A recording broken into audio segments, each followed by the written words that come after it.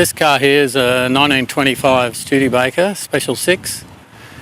I acquired the car from a friend's garage in many pieces in the late 1980s, and I kept it in my shed, moved a couple of times for probably more than 20 years until I found the time to restore it. And that was about 2006.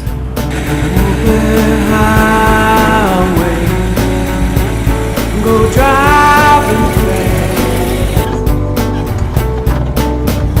Take a moment, forget the breath,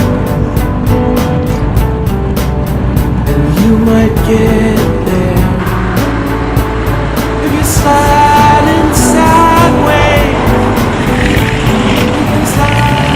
I now know that's not the way to buy a car. You should always buy one that's been assembled. Anyway, not knowing that at the time, I bought the car, took it back to my place, and once I started work, it took me 7 years to build, and completed it about 3 years ago. It's been finished for about 3 years. Okay. And what was the some of the hard parts? Well, I had most of the bits and pieces were there. The reason you shouldn't buy a car that's not assembled is you don't know what's there and what's not. Right. And this car, well, I knew it didn't have a roof, but there are a few other bits and pieces that you don't know until you get to wondering what goes here, and you find you don't have that part. Yeah, sure. So you'd have to work out what it is and try and locate it somewhere in the world. Okay. And so the interior, it's like a cream colour, which looks really cool. So what's the interior? Is it leather? Yeah, the interior's marine leather. These cars were originally made dark blue only with a black interior, and that wasn't what I was after. I wanted something a little bit different, so I chose this blood red colour. Yep.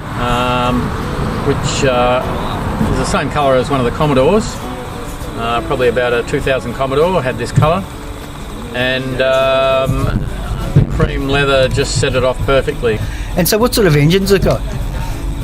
This car's got a straight six engine. It's a side valve, or an L head as they call them. It's pretty big. It probably weighs half a tonne because it's cast iron, but the displacement is 289 cubic inch, so that's about 4.8 litre, and that gives you about maybe 80-90 k's an hour. Okay, so it ticks along okay on the freeway then? Yeah, it goes well, but 80-90 k's an hour is plenty fast enough for a car like this, because the brakes are not that great, so that's pretty fast enough. And this is a Californian, so it actually has an open aspect, but you can pull the blinds down, and you can have the closed aspect as well, so you get the best of both worlds. It's very comfortable. Studebakers were in 1925, when a Ford or a Holden or a Chev or something like that was $450 to $500. These were about $1,300, so they were a mid-range car. Not everyone could afford them. A lot of the parts I got from the internet. The tyres I bought from America. The bumper bar I got from eBay, somewhere in Victoria. One of the headlights I had to buy from overseas. But most of the rest of it was there. Certainly a labour of love. I know how much I spent on it, but counting the hours, it'd be worth a lot if I got paid for that.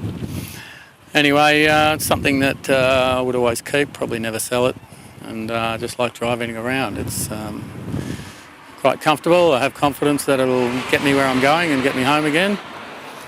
And it's my baby at the moment. If you're waiting on the right day, if you're waiting on the right day, If you're